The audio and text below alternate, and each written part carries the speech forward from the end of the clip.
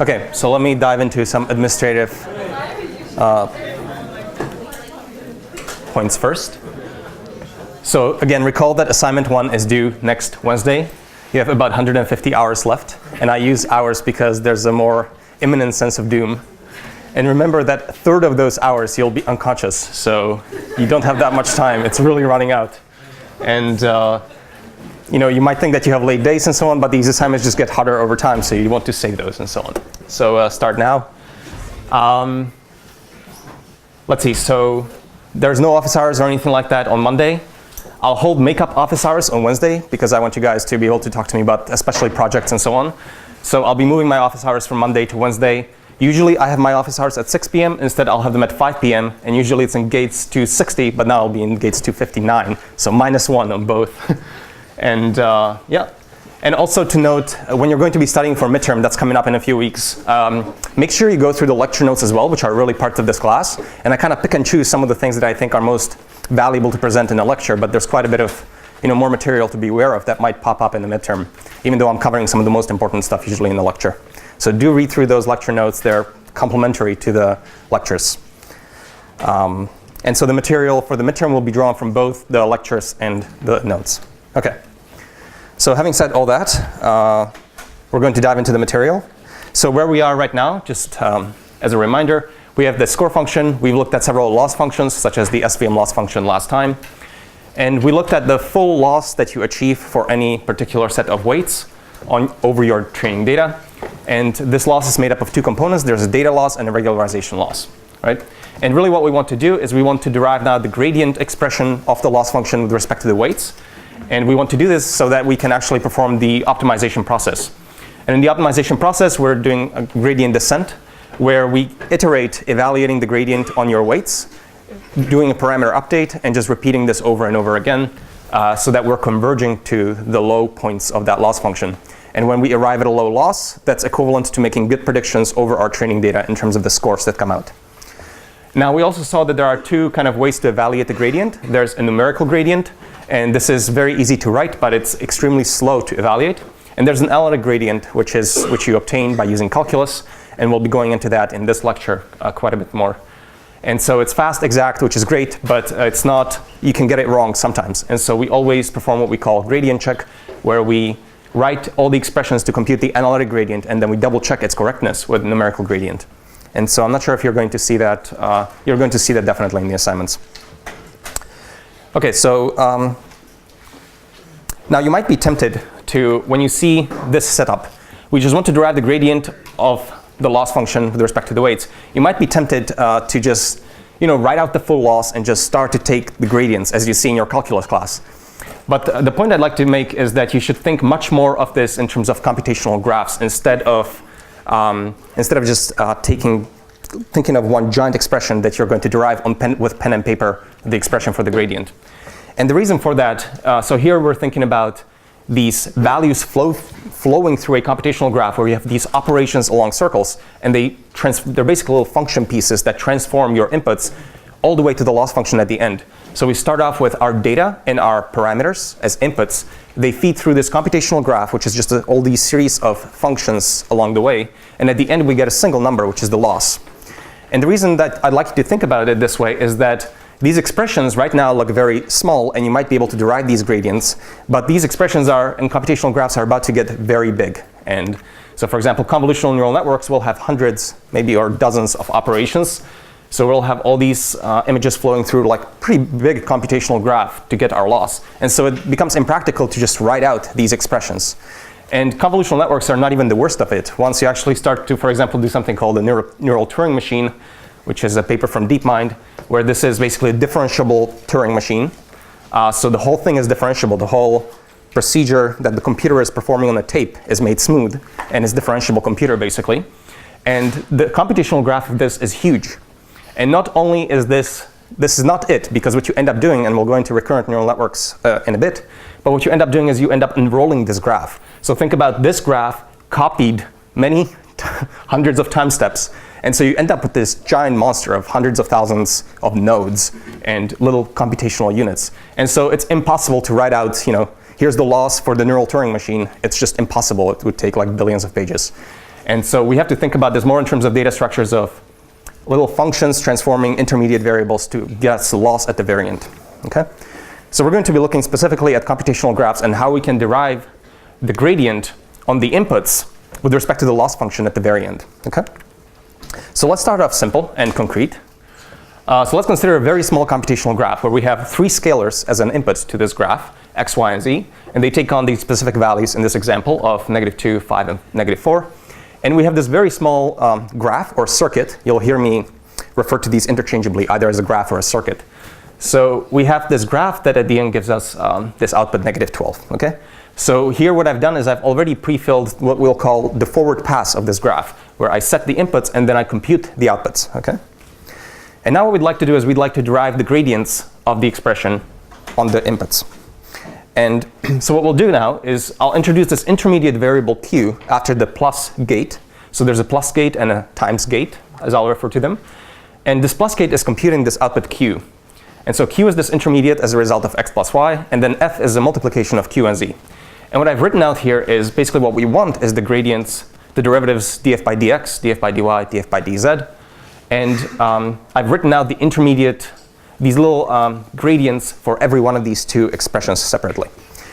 So now we've performed the forward pass going from left to right, and what we'll do now is we'll derive the backward pass. We'll go from the back to the front, computing gradients of all the intermediates in our circuit, until at the very end we're going to be left with the gradients on the inputs.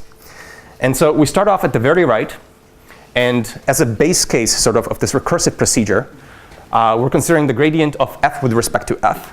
So this is just the identity function. So what is the derivative of just identity mapping? What is the gradient of df by df? It's 1, right? So the identity has a gradient of 1. So that's our base case. We start off with a 1. And now we're going to go backwards through this graph. So we want the gradient of f with respect to z. So what is that in this computational graph? X plus y. Okay, it's q. So we have that written out right here. And what is q in this particular example? It's 3, right? So the gradient on z, according to this, will become just 3. So I'm going to be writing the gradients under the lines in red, and the values are in green above the lines. So we have the gradient in the front is 1, and now the gradient on z is 3. And what red 3 is telling you really intuitively, keep in mind the interpretation of a gradient, is what that's saying is that the influence of z on the final value is positive and with sort of a force of 3. So if I increment z by a small amount h, then the output of the circuit will react by increasing, because it's a positive 3, will increase by 3h. So a small change will result in a positive change on the output. Now the gradient on q in this case will be, so df by dq is z. What is z? -4. Okay. So we get a gradient of -4 on that path of the circuit. And what that's saying is that if q were to increase, then the output of the circuit will decrease. Okay, if you increase by h, the output of the circuit will decrease by 4h. That's the slope, is -4. Okay, now we're going to continue this recursive process through this plus gate, and this is where things get slightly interesting, I suppose. So we'd like to compute the gradient on f on y with respect to y. And so the gradient on y with this, in this particular graph will become, let's just guess and then we'll see how this gets derived properly.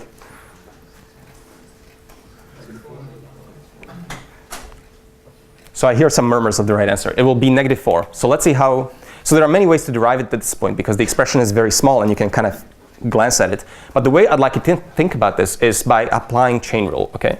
So the chain rule says that if you like to derive the gradient of f on y, then it's equal to df by dq times dq by dy, right? And so we've computed both of those expressions. In particular, dq by dy we know is -4. So that's the effect of the influence of q on f is df by dq, which is -4. And now we know we'd like to know the local influence of y on q. And that local influence of y on q is 1, because that's the local, as I'll refer to as the local derivative of y for the plus gate. And so the chain rule tells us that the correct thing to do to chain these two gradients, the local gradient of y on q and the kind of global gradient of q on the output of the circuit, is to multiply them. So we'll get -4 times 1. And so this is kind of the crux of how backpropagation works. This is very important to understand here, that we have these two pieces that we keep multiplying through when we perform this chain rule. We have q computed x plus y, and the derivative on x and y with respect to that single expression is 1 and 1. So keep in mind the interpretation of the gradient. What that's saying is that x and y have a positive influence on q with a slope of 1. So increasing x by h will increase q by h. Okay? And now what we eventually like is we'd like the influence of y on the final output of the circuit. And so the way this ends up working is you take the influence of y on q, and we know the influence of q on the final loss, which is what we're recursively computing here through this graph. And the correct thing to do is to multiply them. So we end up with a -4 times 1, okay, -4. And so the way this works out is basically what this is saying is that the influence of y on the final output of the circuit is -4. So increasing y should decrease the output of the circuit by -4 times the little change that you've made. And the way that ends up working out is y has a positive influence on q. So increasing y slightly increases q, which slightly decreases the output of the circuit. Okay? So chain rule is kind of giving us this correspondence. Go ahead. In practice, would you store it in sort of like in a variable format or in a symbol format, or would you store it in terms of what the other variables are? Yeah, thank you. So we're going to get into this. You'll see basically this entire class is about this. So you'll see many instantiations of this, and I'll drill this into you by the end of this class, and you'll understand it. You will not have any symbolic expressions anywhere once we compute this, once we're actually implementing this, and you'll see implementations of it later in this. It will always be just vectors and numbers, raw vectors numbers. Okay, and looking at x, we have a very similar thing that happens. We want df by dx, that's our final objective, and we have to combine it. We know what is x's influence on q, and what is q's influence on the end of the circuit. And so that ends up being the chain rule. So you take -4 times 1 and gives you -1, okay? So the way this works, to generalize a bit from this example, and the way to think about it is as follows. You are a gate embedded in a circuit, and this is a very large computational graph or circuit. And you receive some inputs, some particular numbers, x and y, come in, and you perform some operation f on them and compute some output z. Okay?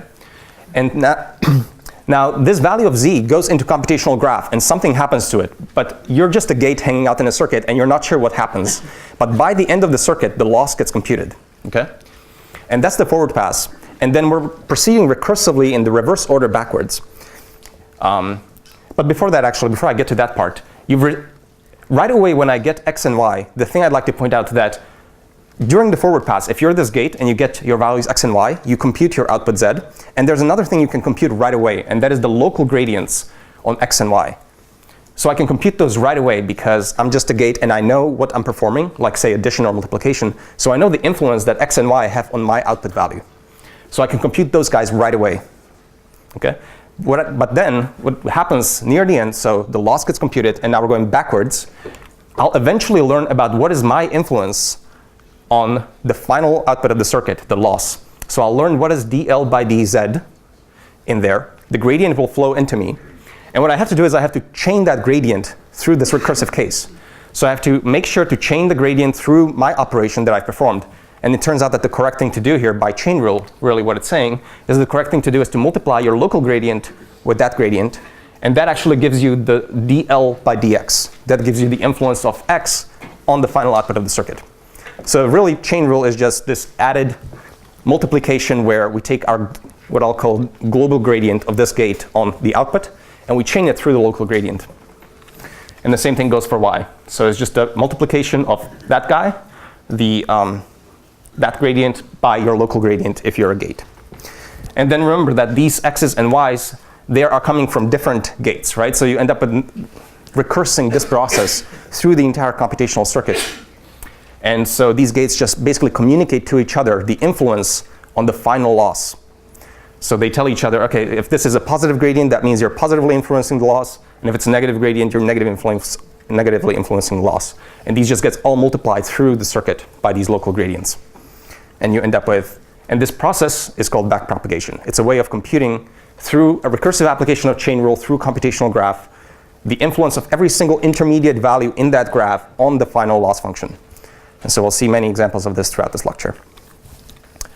I'll go into a specific example that is slightly larger, and we'll work through it in detail. But I don't know if there are any questions at this point that anyone would like to ask. Go ahead. What happens if Z is used by 2 other nodes? So If Z is used by multiple nodes, I'm going to come back to that. You add the gradients. The correct thing to do is to add them. So if Z is being influenced in multiple places in the circuit, the backward flows will add. But we'll come back to that point. Good? What happens if you have like a bunch of inputs to F, 100, 1,000, and the way you randomly initialize your weights, you end up that because your squashing function, the value at F is somewhere on the asymptote. So then when you're computing the gradient, the change in any one of the components will not really change the function output that much. Aren't you gonna get trapped? So I think I would have repeated your question, but you're jumping ahead like 100 slides. So we're going to get to all of those issues, and we're going to see, you're going to get what we call vanishing gradient problems and so on. We'll see. Okay? Let's go through another example to make this more concrete. So here we have another circuit. It happens to be computing a little two-dimensional sigmoid neuron, but for now, don't worry about that interpretation. Just think of this as that's an expression. So 1 over 1 plus e to the whatever. So the number of inputs here is 5, and we're computing that function, and we have a single output over there. Okay?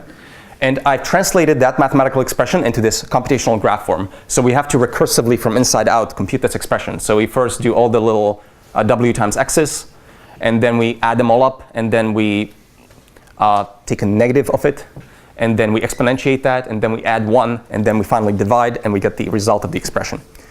And so what we're going to do now is we're going to backpropagate through this expression. We're going to compute what the influence of every single input value is on the output of this expression. What is the gradient here?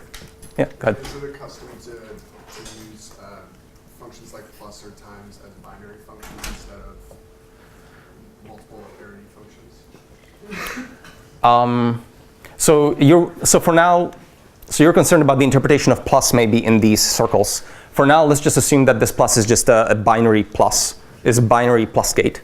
And we have there a +1 gate. I'm making up these gates kind of on spot. And we'll see that what is a gate or is not a gate is kind of up to you. I'll come back to this point in a bit. So for now, we have several more gates that we're using throughout. And so I just like to write out, as we go through this example, several of these derivatives. So we have exponentiation, and we know for every little local gate what these local gradients are, right? So we can derive that using calculus. So e to the x derivative is e to the x, and so on. So these are all the operations, and also addition and multiplication, which I'm assuming that you have memorized in terms of what the gradients look like. So we're going to start off at the end of the circuit, and I've already filled in a 1.00 in the back, because that's how we always start this recursion, with a 1.0, right? Since that's the gradient on the identity function. Now we're going to backpropagate through this 1 over x operation, okay? So the derivative of 1 over x, the local gradient, is negative 1 over x squared. So that 1 over x gate, during the forward pass, received input 1.37, and right away that 1 over x gate could have computed what the local gradient was. The local gradient was negative 1 over x squared. And now during backpropagation, it has to, by chain rule, multiply that local gradient by the gradient of it on the final output of the circuit, which is easy because it happens to be at the end. So what ends up being the expression for the backpropagated gradient here from the 1 over x gate?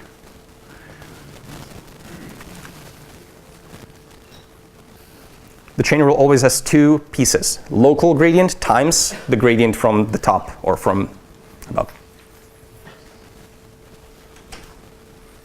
This is minus 1 over 1.37 squared. Yeah, okay. Yeah, so that's correct. So we get minus 1 over x squared, which is the gradient df by dx. So that is the local gradient, negative 1 over 3.7 squared. And then multiplied by 1.0, which is the gradient from above, which is really just 1 because we just started. And so I'm applying chain rule right away here, and the output is negative 0.53. So that's the gradient on that piece of the wire where this value was flowing, okay? So it has a negative effect on the output. And you might expect that, right? Because if you were to increase this value, and then it goes through a gate of 1 over x, then if you increase this, then 1 over x gets smaller. So that's why you're seeing negative gradient, right? So we're going to continue backpropagation here. the next gate in the circuit, it's adding a constant of 1. So the local gradient, if you look at adding a constant to a value, the gradient on x is just 1, right, by basic calculus. And so the chained gradient here that we continue along the wire will be, we have local gradient, which is 1, times the gradient from above the gate, which it has just learned is negative 0.53, okay? So negative 0.53 continues along the wire unchanged. And intuitively that makes sense, right? Because this value floats and it has some influence on the final circuit. And now if you're adding 1, then its influence, its rate of change, its slope towards the final value doesn't change. If you increase this by some amount, the effect at the end will be the same. Because the rate of change doesn't change through the +1 gate, it's just a constant offset. Okay, we continue derivation here. So the gradient of e to the x is e to the x. So to continue backpropagation, we're going to perform, so this gate saw input of -1. It right away could have computed its local gradient. And now it knows that the gradient from above is negative 0.53. So to continue backpropagation here and applying chain rule, we would receive, okay. So these are mostly rhetorical questions, I'm not sure. but yeah, basically, e to the -1, which is e to the x input to this x gate, times the chain rule, right? So the gradient from above is negative 0.53, so we keep multiplying that on. So what is the effect on me, and what do I have an effect on the final end of the circuit? Those are being always multiplied. So we get negative 0.2 at this point. So now we have a times -1 gate. So what ends up what happens to the gradient when you do a times -1 in the computational graph? It flips around, right? Because we have basically a constant multiply of input, which happened to be a constant of -1. So one times -1 gave us -1 in the forward pass. And so now we have to multiply by a, that's the local gradient, times the gradient from above, which is 0.2. So we end up with just positive 0.2 now. So we're now continuing backpropagation. We're backpropagating plus. And this plus operation has multiple inputs here. The gradient, the local gradient for the plus gate is 1 and 1. So what ends up happening to, what gradients flow along the output wires?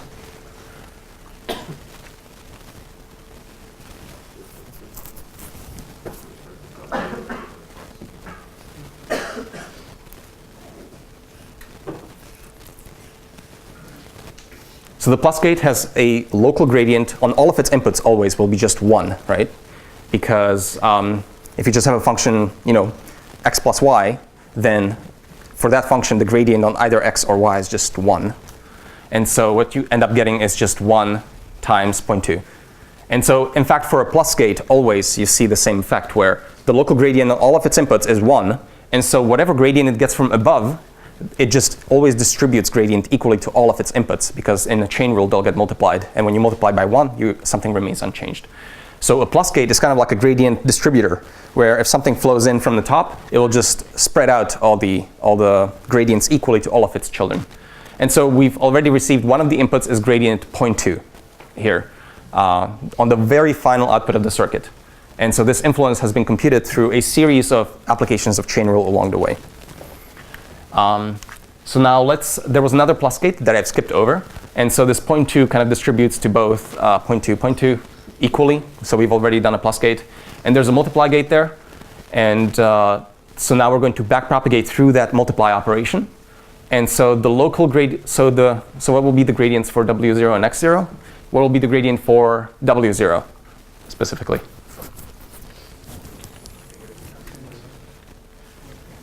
Did someone say 0? 0 would be wrong. It will be, so the gradient W1 will be, W0, sorry, will be -1 times 0.2, good. And the gradient on X0 will be, there's a bug, by the way, in the slide that I just noticed like a few minutes before I actually created the class. It started the class. So you see 0.39 there, it should be 0.4. It's because of a bug in the visualization, because I'm truncating at 2 decimal digits. Anyways, but basically that should be 0.4, because the way you get that is 2 times 0.2 gives you 0.4, just like I've written out over there. So that's what the output should be there. Okay, so we've backpropagated this circuit here, and we've backpropagated through this expression. And so you might imagine in our actual downstream applications, we'll have data and all the parameters as inputs. The loss function is at the top, at the end. So we'll do forward pass to evaluate the loss function, and then we'll backpropagate through every piece of computation we've done along the way, and we'll backpropagate through every gate to get our inputs. And backpropagate just means apply chain rule many, many times. And we'll see how that is implemented in a bit. Sorry, did you have a question? I don't know, just W1 and X1. Oh yeah, so I'm going to skip that because it's the same. So I'm going to skip the other times gate. Any other questions at this point? So this process takes on the order of the same time it takes to forward propagate. That's right. So the cost of forward and backward propagation is roughly equal. Is it actually within like a constant? Do you know what the constant is? Well, it should be. It almost always ends up being basically equal when you look at timings. Usually the backward pass is slightly slower. But yeah. Okay. So let's see. One thing I wanted to point out before we move on is that the setting of these gates, like these gates are arbitrary. So one thing I could have done, for example, is some of you may know this. I can collapse these gates into one gate if I wanted to. For example, there's something called a sigmoid function, which has that particular form. So sigma of x, which is the sigmoid function, computes 1 over 1 plus e to the minus x. And so I could have rewritten that expression, and I could have collapsed all of those gates that made up the sigmoid gate into a single sigmoid gate. And so there's a sigmoid gate here, and I could have done that in a single go, sort of. And what I would have had to do if I wanted to have that gate is I need to compute an expression for how this, so what is the local gradient for the sigmoid gate, basically. So what is the gradient of the sigmoid gate on its input? And I have to go through some math, which I'm not going to go into detail, but you end up with that expression over there. It ends up being 1 minus sigmoid of x times sigmoid of x. That's the local gradient. And that allows me to now put this piece into a computational graph. Because once I know how to compute the local gradient, everything else is defined just through chain rule and multiplying everything together. So we can backpropagate through this sigmoid gate now. And the way that would look like is the input to the sigmoid gate was 1.0. That's what went into the sigmoid gate. And 0.73 went out. So 0.73 is sigma of x. Okay? And now we want the local gradient, which is, as we've seen from the math that I performed there, 1 minus sigma of x times sigma of x. So you get sigma of x is 0.73. Multiplying 1 minus 0.73, that's the local gradient. And then times, well, we happen to be at the end of the circuit, so times 1.0, which I'm not even writing. So we end up with 0.2.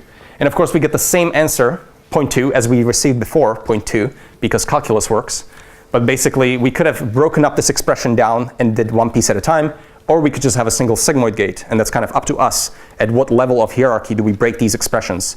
And so you'd like to intuitively cluster these expressions into single gates if it's very efficient or easy to derive the local gradients, because then those become your pieces.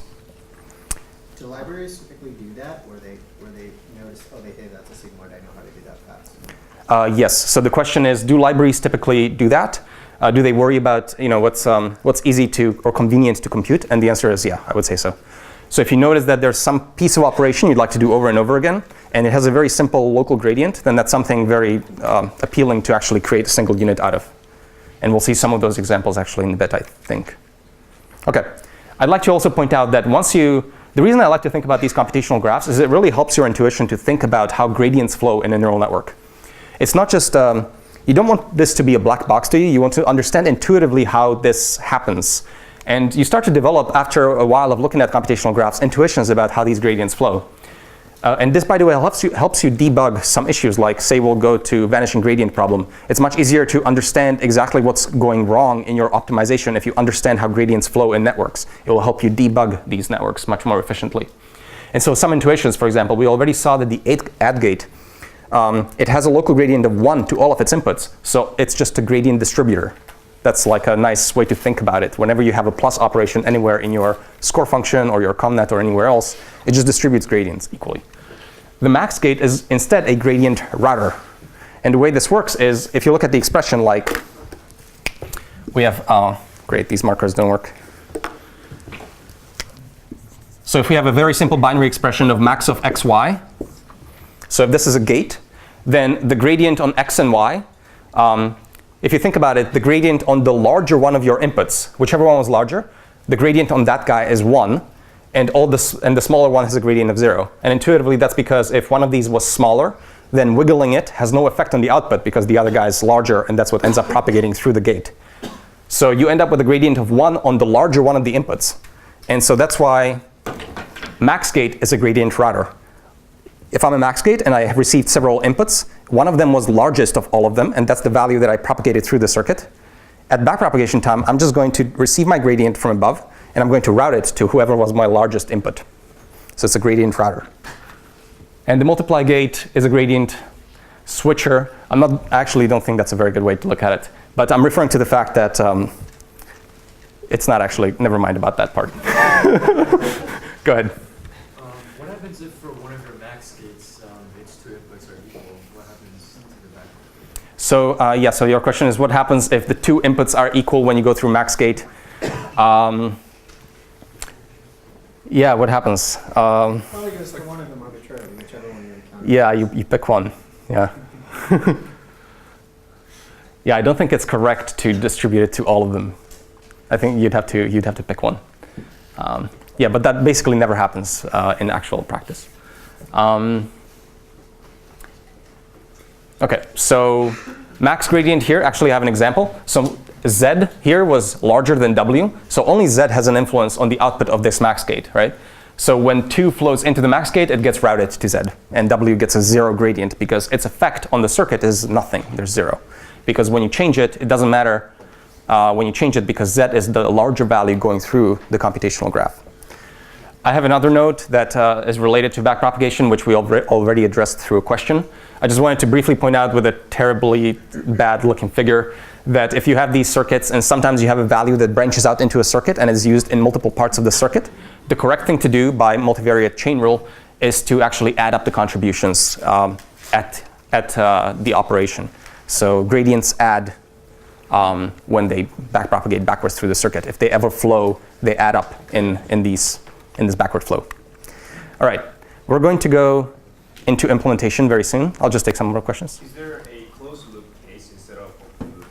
Thank you for the question. The question is there ever like loop in these graphs? There will never be loops. So there are never any loops. You might think that if you use a recurrent neural network that there are loops in there, but there's actually no loops because what we'll do is we will take a recurrent neural network and we'll unfold it through time steps, and this will all become, there will never be a loop in the unfolded graph where we've copy-pasted that small recurrent net piece over time. You'll see that more when we actually get into it. But these are always DAGs. There's no loops. Okay, awesome. So let's look at implementation and how this is actually implemented in practice, and I think it will help make this more concrete as well. So we always have these graphs, computational graphs. These are the best way to think about structuring neural networks. And so what we end up with is all these gates that we're going to see in a bit. But on top of the gates, there's something that needs to maintain connectivity structure of this entire graph. What gates are connected to each other? And so usually that's handled by a graph or a net object, usually a net. And the net object has these 2 main pieces, which is the forward and the backward piece. And this is just pseudocode, so this won't run. But basically, roughly the idea is that in the forward pass, we're iterating over all the gates in the circuit and they're sorted in topological order. What that means is that all the inputs must come to every node before the output can be consumed. So these are just ordered from left to right. And we're just forwarding. We're calling a forward on every single gate along the way. So we iterate over that graph and we just call forward on every single piece. And this net object will just make sure that that happens in the proper connectivity pattern. And in the backward pass, we're going in the exact reversed order. And we're calling backward on every single gate. And these gates will end up communicating gradients to each other, and they all get chained up and computing the analytic gradient at the back. So really, a net object is a very thin wrapper around all these gates, or as we'll see, they're called layers. Layers or gates, I'm going to use those interchangeably. And they're just very thin wrappers around connectivity structure of these gates and calling a forward and a backward function on them. And then let's look at a specific example of one of the gates and how this might be implemented. And this is not just a pseudocode, this is actually a more like correct implementation in some sense, like this might run at the end. So let's consider a multiply gate and how it could be implemented. A multiply gate in this case is just a binary multiply, so it receives 2 inputs, x and y. It computes their multiplication, z is x times y, and it returns z. And all these gates must basically satisfy this API of a forward call and a backward call. How do you behave in a forward pass, and how do you behave in a backward pass? And in a forward pass, we just compute whatever. In a backward pass, we eventually end up learning about what is our gradient on the final loss. So dl by dz is what we learn. That's represented in this variable dz. And right now, everything here is just scalars. So x, y, z are numbers here. dz is also a number telling you the influence on the end of the circuit. And what this gate is in charge of in this backward pass is performing the little piece of chain rule. So what we have to compute is how do you chain this gradient dz into your inputs x and y. In other words, we have to compute dx and dy. And we have to return those in the backward pass. And then the computational graph will make sure that these get routed properly to all the other gates. And if there are any edges that add up, the computational graph might add all those gradients together. Okay, so how would we implement the dx and dy? So for example, what is dx in this case? What would it be equal to, the implementation? Y times dz, great. And so y times dz. Additional point to make here, by the way, note that I've added some lines in the forward pass. We have to remember these values, x and y, because we end up using them in the backward pass. So I'm assigning them to a self dot, because I need to remember what x, y are, because I need access to them in my backward pass. In general, in backpropagation, and when we build these, when you actually do the forward pass, every single gate must remember the inputs and any kind of intermediate calculations that it has performed that it needs to do, that it needs access to in the backward pass. So basically, when we end up running these networks at runtime, just always keep in mind that as you're doing this forward pass, a huge amount of stuff gets cached in your memory. And that all has to stick around, because during backpropagation, you might need access to some of those variables. And so your memory ends up ballooning up during the forward pass. And then in backward pass, it gets all consumed. And we need all those intermediates to actually compute the proper backward pass. So that's... You can do a forward pass if you're not going to do a backward pass fast. Like a lot faster. Yeah, so if you know you don't want to do backward pass, then you can get rid of many of these things and you don't have to compute, you don't need to cache them. So you can save on memory, for sure. But I don't think most implementations actually worry about that. I don't think there's a lot of logic that deals with that. Usually we end up remembering it anyway. Well, it does seem like if you want to test on your validation set, that's way faster than just doing one pass through your training. I see. Yeah, so I think if you're on an embedded device, for example, and you worry really about your memory constraints, this is something that you might take advantage of. If you know that a neural network only has to run in test time, then you might want to make sure to go into the code and make sure nothing gets cached in case you want to do a backward pass. Questions? Yes? If we are computing the local gradients during the forward pass, then we don't need to remember the other variables. You're saying if we remember the local gradients in the forward pass, then we don't have to remember the other intermediates? I think that might only be the case in some simple expressions like this one. I'm not actually sure if that's true in general.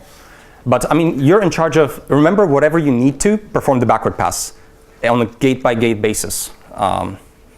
You can remember whatever you feel like has lower footprint and so on, and you can be clever with that.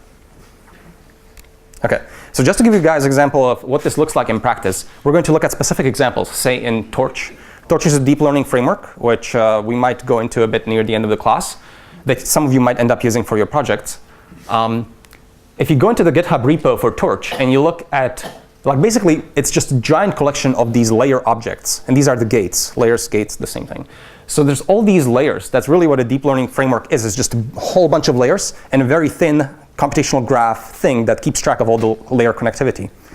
And so really, the image to have in mind is all these things are your Lego blocks, and then we're building up these computational graphs out of your Lego blocks, out of the layers. You're putting them together in various ways depending on what you want to achieve.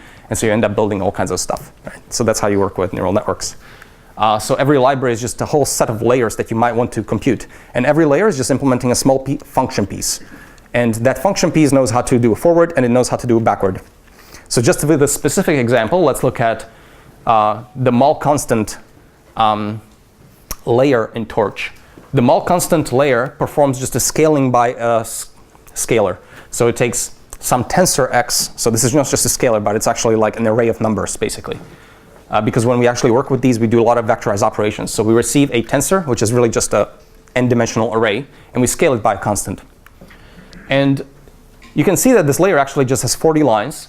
There's some initialization stuff. This is Lua, by the way, if this is looking some foreign to you. But there's initialization, where you actually pass in that A that you want to use as your scaling. And then during the forward pass, which they call update output, in a forward pass, all they do is they just multiply AX and return it. And in the backward pass, which they call update grad input, there's an if statement here. But really, when you look at these 3 lines that are most important, you can see that all it's doing is it's copying into a variable grad input, which it needs to compute. That's your gradient that you're passing up. The grad input is, you're copying grad output. Grad output is your gradient on the final loss. You're copying that over into grad input, and you're multiplying by the scalar, which is what you should be doing, because your local gradient is just a, and so you take the output you take the gradient from above, and you just scale it by a, which is what these 3 lines are doing. And that's your grad input, and that's what you return. So that's one of the hundreds of layers that are in Torch. We can also look at examples in Caffe. Caffe is also a deep learning framework specifically for images that you might be working with. Again, if you go into the layers directory in GitHub, you just see all these layers. All of them implement the forward-backward API. So just to give you an example, there's a sigmoid layer in Caffe. So sigmoid layer takes a blob. So Caffe likes to call these tensors blobs. So it takes a blob, it's just an n-dimensional array of numbers, and it passes it element-wise through a sigmoid function. And so it's computing in the forward pass a sigmoid, which you can see there. Let me use my pointer. OK, so there it's calling. So a lot of this stuff is just boilerplate, getting pointers to all the data. And then we have a bottom blob, and we're calling a sigmoid function on the bottom. And that's just the sigmoid function right there. So that's what we compute. And in the backward pass, some boilerplate stuff. But really what's important is we need to compute the gradient times the chain rule here. So that's what you see in this line. That's where the magic happens, where we take the diff. So they call the gradients diffs. And you compute the bottom diff is the top diff times this piece, which is really that's the local gradient. So this is chain rule happening right here through that multiplication. So, and that's it. And so every single layer, just the forward-backward API. And then you have a computational graph on top, or a net object that keeps track of all the connectivity. OK, any questions about some of these implementations and so on? Go ahead. So do we have to go through the entire forward and backward step for every update? Yes, thank you. So the question is, do you have to go through forward and backward for every update? The answer is yes, because when you want to do update, you need the gradient.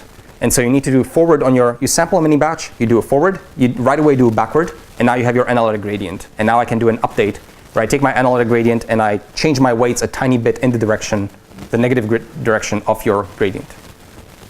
So forward computes the loss, backward computes your gradient, and then the update uses the gradient to increment your weights a bit.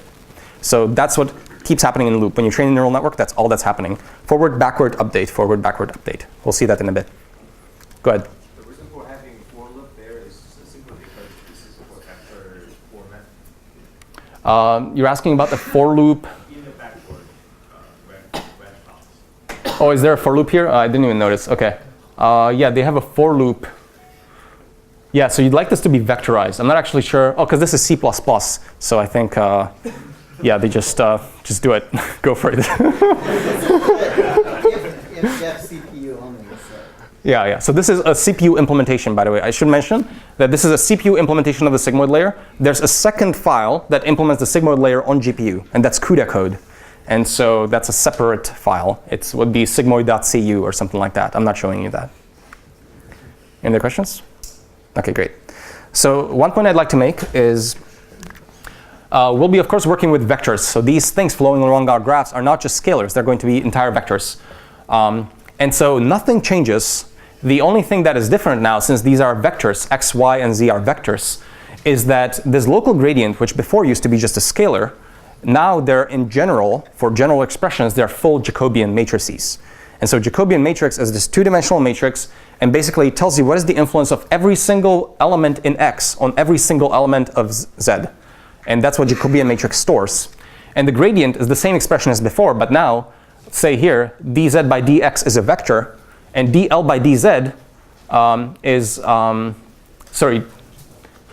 dl by dz is a vector, and dz by dx is an entire Jacobian matrix. So you end up with an entire matrix vector multiply to actually chain the gradient backwards.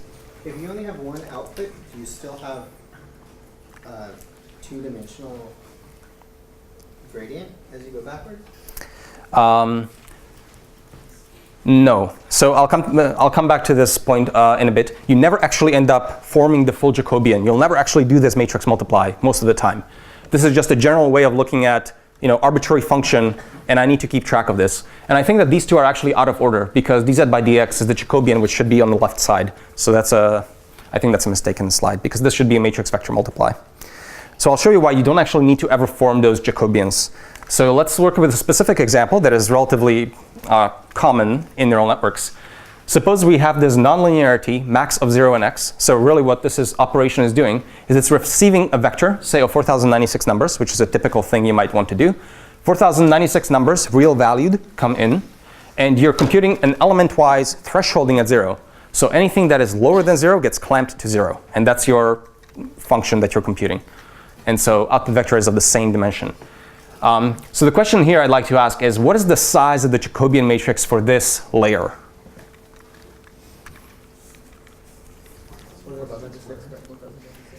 4096 by 4096. In principle, every single number in here could have influenced every single number in there. But that's not the case necessarily, right? So the second question is, so this is a huge matrix, 16 million numbers. But why would you never form it? What does the Jacobian actually look like? Wouldn't it, because it's element-wise, wouldn't it just be a vector? No, Jacobian will always be a matrix. Because every one of these 4096 could have influenced every... I thought you said it's element-wise. It is. So the Jacobian is still a giant 4096 by 4096 matrix, but it has special structure, right? And what is that special structure? Good. It's diagonal, and some are even zeros. Yeah. So this Jacobian is huge. So it's 4096 by 4096 matrix. But there's only elements on the diagonal because this is an element-wise operation. And moreover, they're not just ones, but for whichever element was less than 0, it was clamped to 0. So some of these ones actually are zeros in whichever elements had a lower than 0 value during the forward pass. And so the Jacobian would just be almost an identity matrix, but some of them are actually 0. Okay, so you never actually would want to form the full Jacobian because that's silly. And so you never actually want to carry out this operation as a matrix vector multiply because there's special structure that we want to take advantage of. And so in particular, the gradient, the backward pass for this operation is very, very easy because you just want to look at all the dimensions where your input was less than 0, and you want to kill the gradient in those dimensions. You want to set the gradient to 0 in those dimensions. So you take the grad output here, and whichever numbers were less than 0, you just set them to 0. Set those gradients to 0, and then you continue backward pass.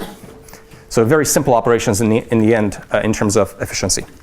In the backward pass, you always just report back a vector for each of the inputs. That's right. You never actually, well, you could do a matrix if you needed to in your internal state, but when you actually report back, you're always just a vector. Yeah, so the question is, the communication between the gates is always just vectors. That's right. So this Jacobian, if you wanted to, you can form that, but that's internal to you inside the gate. And you can use that to do backprop, but what's going back to other gates, they only care about the gradient vector. Unless you wind up having multiple outputs overall in your entire network. Yes. So the question is, unless you end up having multiple outputs, because then for each output we have to do this, and so yeah. So we'll never actually run into that case because we almost always have a single output, scalar valued at the end, because we're interested in loss functions. So we just have a single number at the end that we're interested in computing gradients with respect to. If we had multiple outputs, then we have to keep track of all of those as well in parallel when we do the backpropagation. But we just have scalar valued loss functions, so we don't have to worry about that.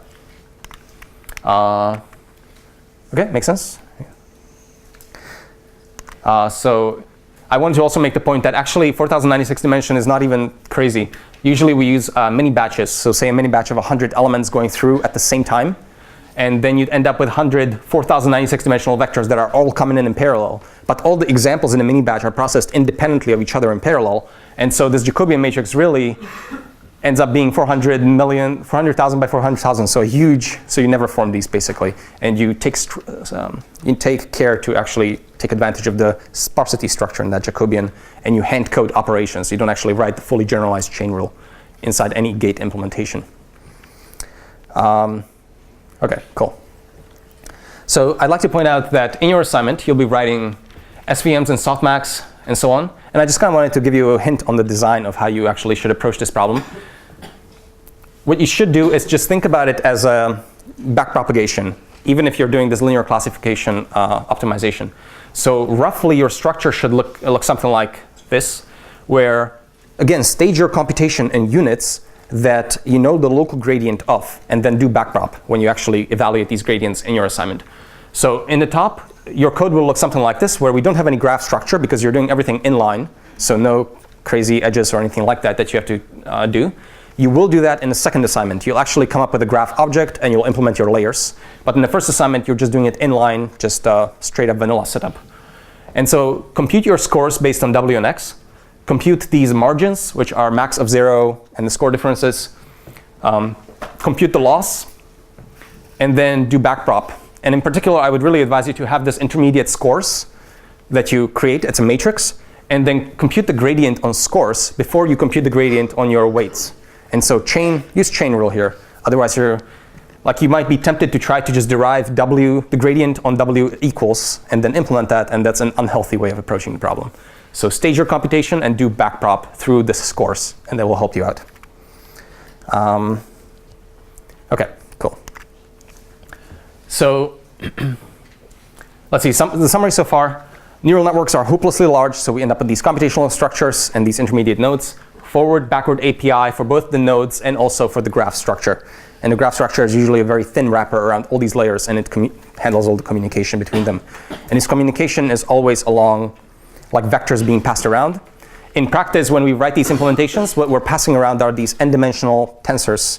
Really what that means is just an n-dimensional array, so like a NumPy array. Those are what goes between the gates. And then internally, every single gate knows what to do in the forward and the backward pass.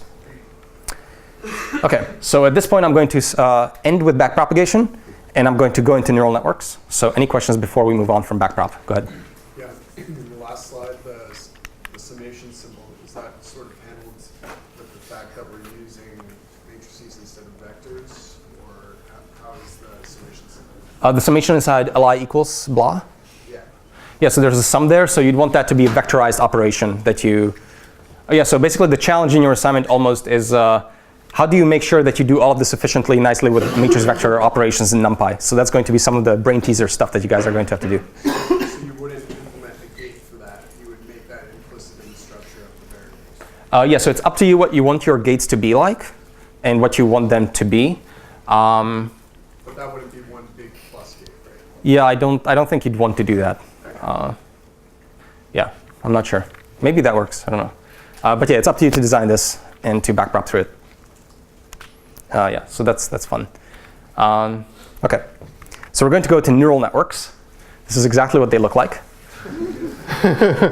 So you'll be implementing these. And this is just what happens when you search on Google Images for neural networks. This is, I think, the first result or something like that.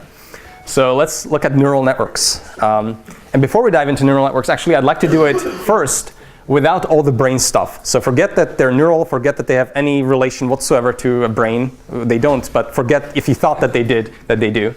Let's just look at score functions, where before we saw that f equals wx is what we've been working with so far. But now, as I said, we're going to start to make that f more complex. And so if you wanted to use a neural network, then you're going to change that equation to this. So this is a 2-layer neural network, and that's what it looks like. And it's just a more complex mathematical expression of x. And so what's happening here is you receive your input x, and you multiply it by a matrix, just like we did before. Now what comes next is a nonlinearity, or activation function. And we're going to go into several choices that you might make for these. In this case, I'm using the thresholding at 0 as an activation function.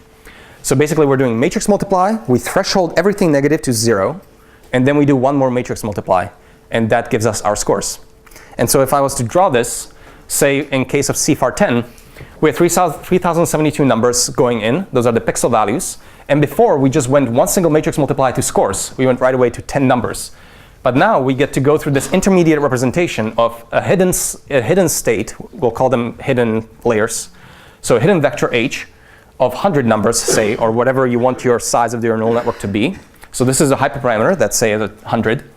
And we go through this intermediate representation. So matrix multiply gives us 100 numbers, threshold at 0, and then one more matrix multiply to get the scores. And since we have more numbers, we have more wiggle to do more interesting things.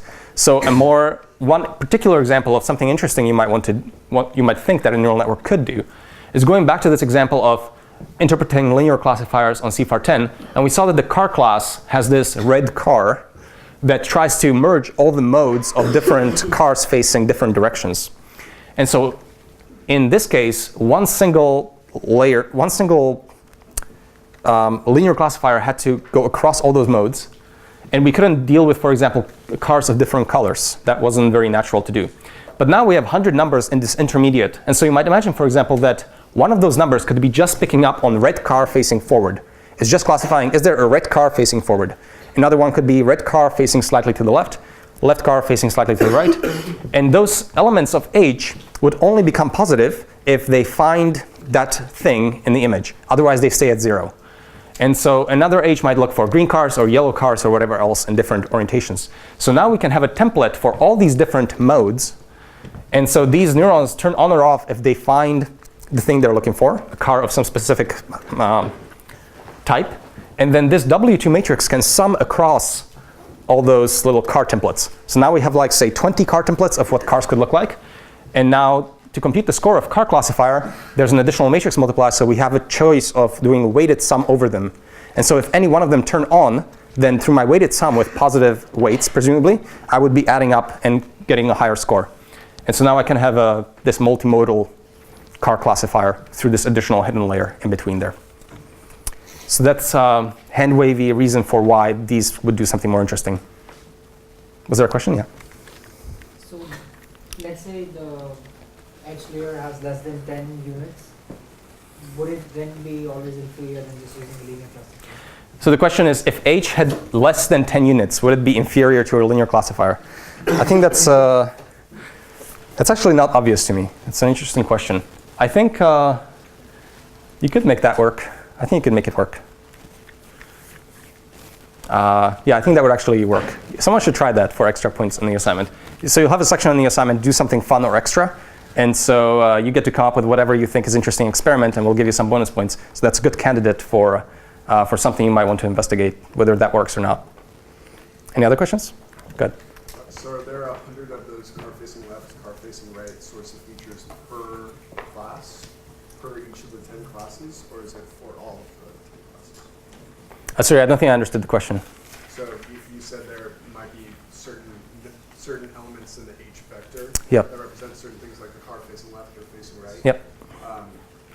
Do each of the 10 classes have 100 different I see. of those things? Or? So you're really asking about the layout of the H vector and how it gets allocated over the different modes of the data set.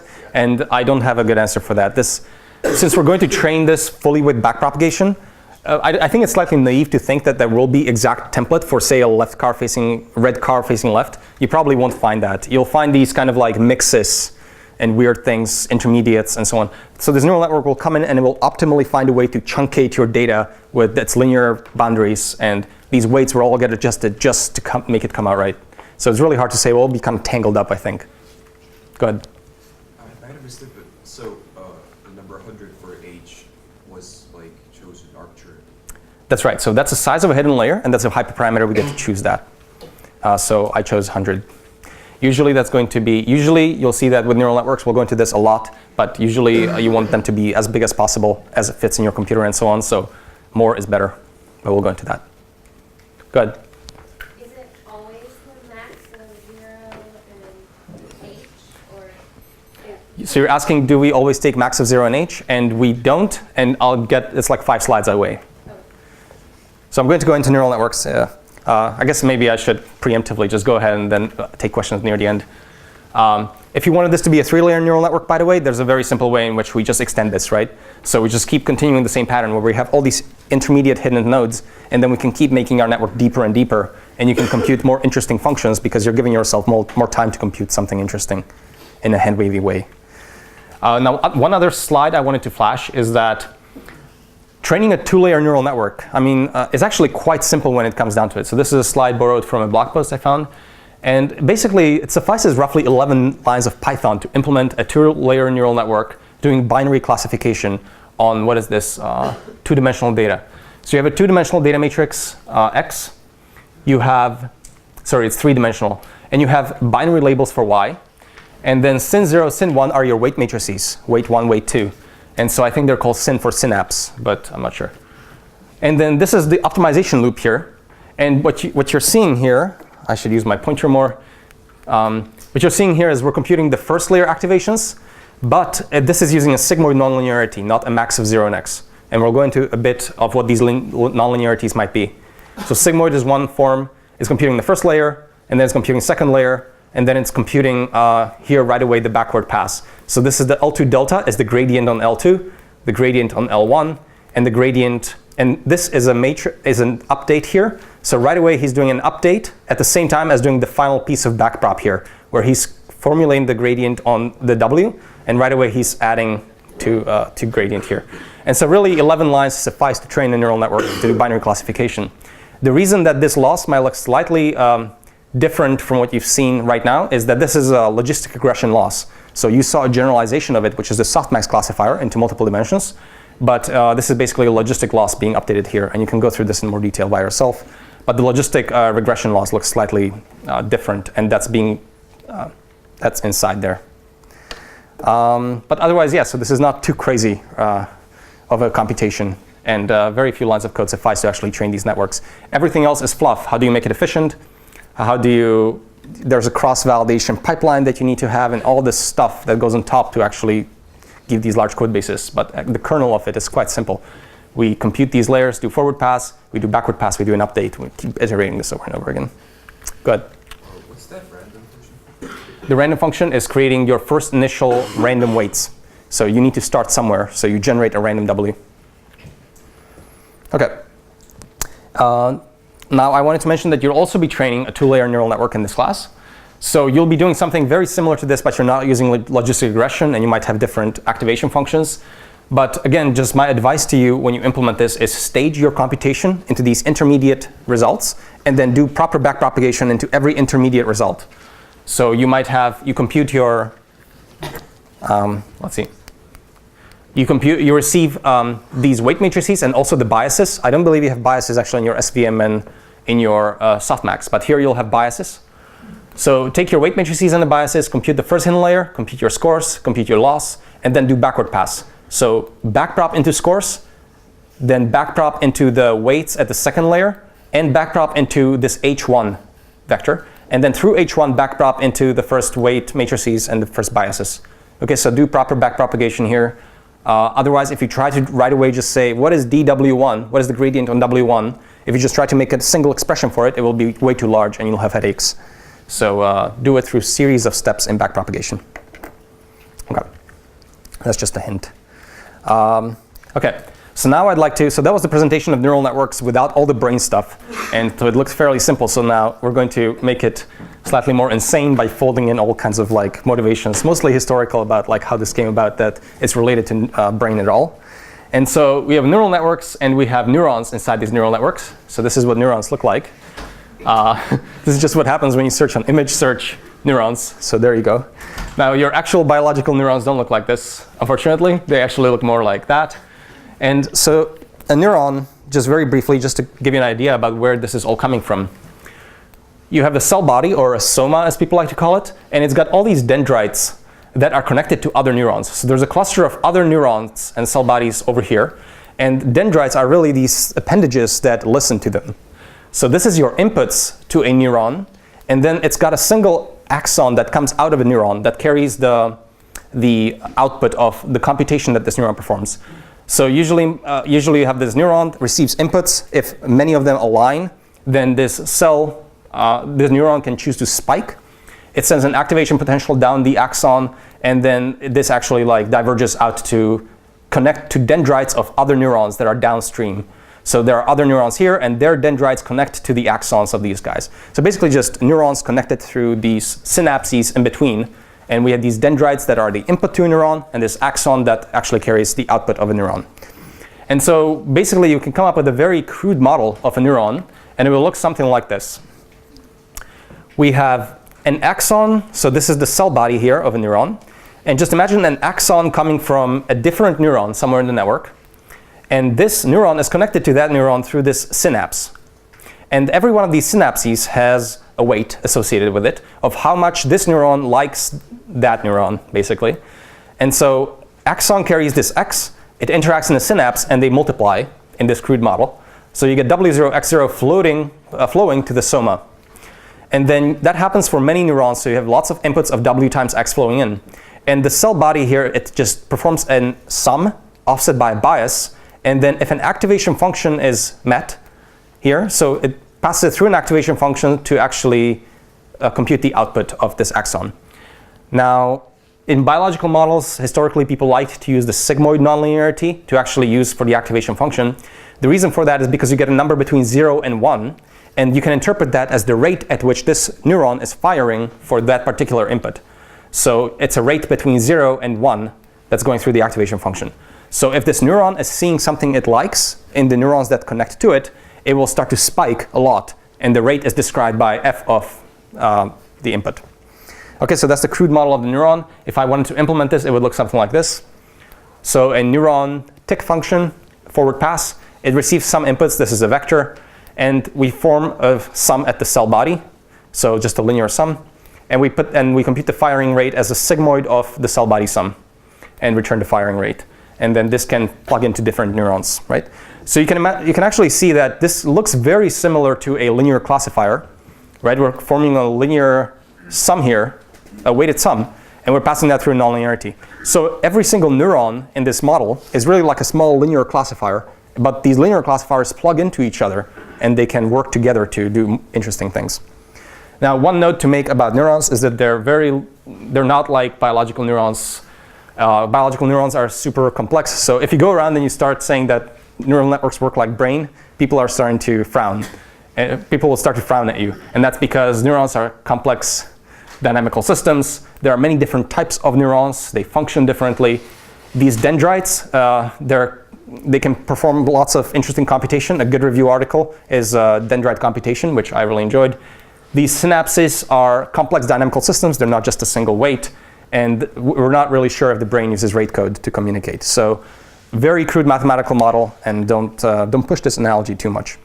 But it's good for kind of like media articles. And so I suppose that's why this keeps coming up again and again, is we explain that this works like your brain. But OK, I'm not going to go too deep into this. To go back to a question that was asked before, there's an entire set of nonlinearities that we can choose from. So historically, sigmoid has been used quite a bit, and we're going to go into much more detail over what these nonlinearities are, what are their trade-offs, and why you might want to use one or the other. But for now, I'd just like to flash them and mention that there are many things to choose from. Historically, people use sigmoid at 10H. As of 2012, ReLU became quite popular. It makes your networks converge quite a bit faster. So right now, if you wanted a default choice for nonlinearity, use ReLU. That's the current default recommendation. And then there's a few kind of hipster activation functions here. And so leaky ReLUs were proposed a few years ago. Max out is interesting. Very recently, ILU. And so you can come up with different activation functions, and you can describe why these might work better or not. And so this is an active area of research, is trying to come up with these activation functions that have better properties in one way or another. So we're going to go into this much more detail soon in the class. But for now, we have these neurons. We have a choice of activation function. And then we arrange these neurons into neural networks, right? So we just connect them together so they can talk to each other. And so here's an example of a 2-layer neural net or a 3-layer neural net. When you want to count the number of layers in a neural net, you count the number of layers that have weights. So here the input layer does not count as a layer because these neurons are just single values. They don't actually do any computation. So we have 2 layers here that have weights. So it's a 2-layer net. And we call these layers fully connected layers. And so remember that I've shown you that a single neuron computes this little weighted sum and then passes that through nonlinearity. In a neural network, the reason we arrange these into layers is because arranging them into layers allows us to perform the computation much more efficiently. So instead of having an amorphous blob of neurons and every one of them has to be computed independently, having them in layers allows us to use vectorized operations. And so we can compute an entire set of neurons in a single hidden layer as just at a single time as a matrix multiply. And that's why we arrange them in these layers, where neurons inside a layer can be evaluated completely in parallel, and they all see the same input. So it's a computational trick to arrange them in layers. So this is a 3-layer neural net, and this is how you would compute it. Just a bunch of matrix multiplies followed by an activation function. So now I'd like to show you a demo of how these neural networks work. So this is a JavaScript demo that I'll show you in a bit. But basically, this is an example of a 2-layer neural network doing a binary classification task. So we have 2 classes, red and green. And so we have these points in 2 dimensions. And I'm drawing the decision boundaries by the neural network.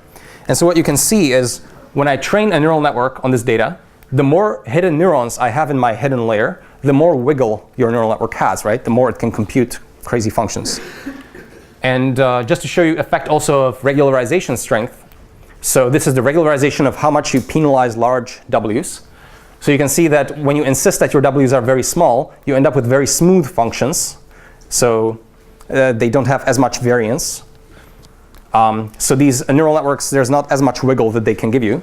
And then as you decrease the regularization, these neural networks can do more and more complex tasks. So they can kind of get in and get these little squeezed out points to cover them in the training data. So let me show you what this looks like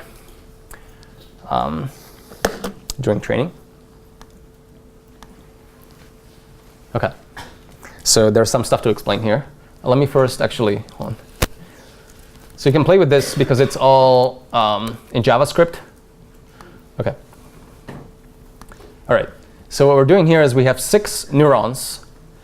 And this is a binary classification data set with circle data.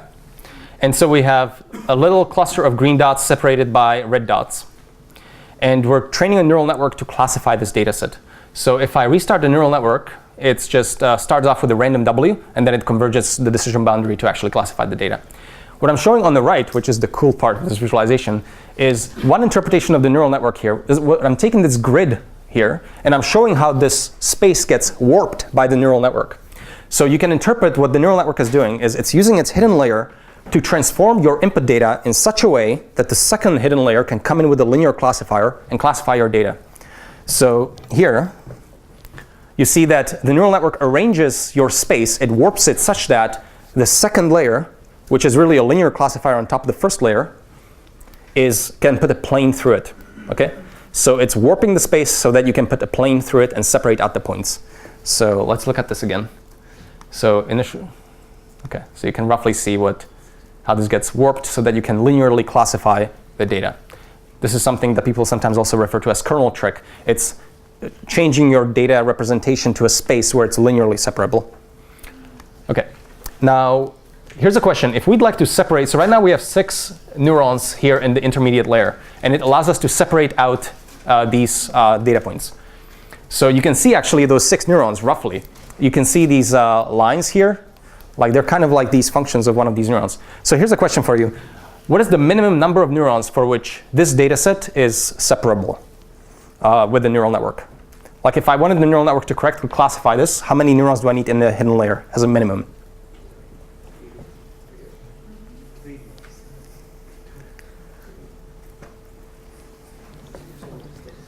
4?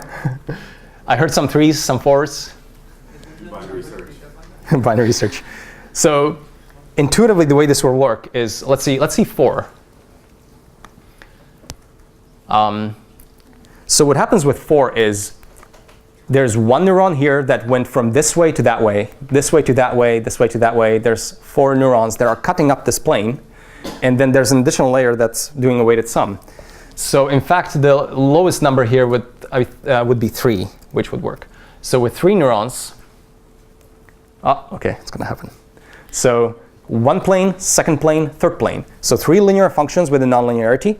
And then you can basically, with 3 lines, you can carve out the space so that the second layer can just combine them when their numbers are 1 and not 0. Can we see what happens at 2? At 2, certainly. So at 2, this will break because 2 lines are not enough. And suppose this works, I'm not going to look very good here. Yeah. So with 2, basically, it will find the optimal way of just using these 2 lines. They're kind of creating this tunnel, and that's the best you can do. Okay. What causes the curve in the three neuron case? They don't have pointy ends. The curve, I think, which nonlinearity am I using? 10H? Yeah, I'm not sure exactly how that works out. If I was using ReLU, I think there would be much. So ReLU is the. So let me change to ReLU, and I think you'd see sharper boundaries. Yeah. With 3, you get like 4. Yes, this is 3. You can do 4. So let's do, But it's 3 right now, and we've got a bunch of lines. yeah, that's because because in some of these parts, there's more than one of those ReLUs are active. And so you end up with, there are really 3 lines, I think like 1, 2, 3, but then in some of the corners, 2 ReLU neurons are active, and so these weights will add up. It's kind of funky. You have to think about it a bit. But okay, so let's look at, say, 20 here. So change to 20, so we have lots of space there. And let's look at different data sets, like say spiral. So you can see how this thing just, as I'm doing this update, it will just go in there and figure that out. Or very simple data set is not, okay, so spiral, circle. Yeah, and then random. So random data, and so it kind of goes in there and it like covers up the green ones from the red ones. And yeah, and with fewer, say like 5, I'm going to break this now. It's not going to, okay. So with 5, yeah, so this will start working worse and worse because you don't have enough capacity to separate out this data. So you can play with this in your own free time. Okay, and so as a summary, we arrange these neurons into neural networks into fully connected layers. We've looked at backprop and how this gets chained in computational graphs, and they're not really neural. And as we'll see soon, the bigger the better, and we'll go into that a lot. I want to take questions before I end. Just sorry, were there any questions? Go ahead. Is it always better to have more neurons in the thin layer, or is there also like some kind of? We have 2 more minutes. Sorry. So is it always better to have more neurons in the thin layer, or is there also like overfitting issues? Yeah. So thank you. So is it always better to have more neurons in your neural network? The answer to that is yes. More is always better.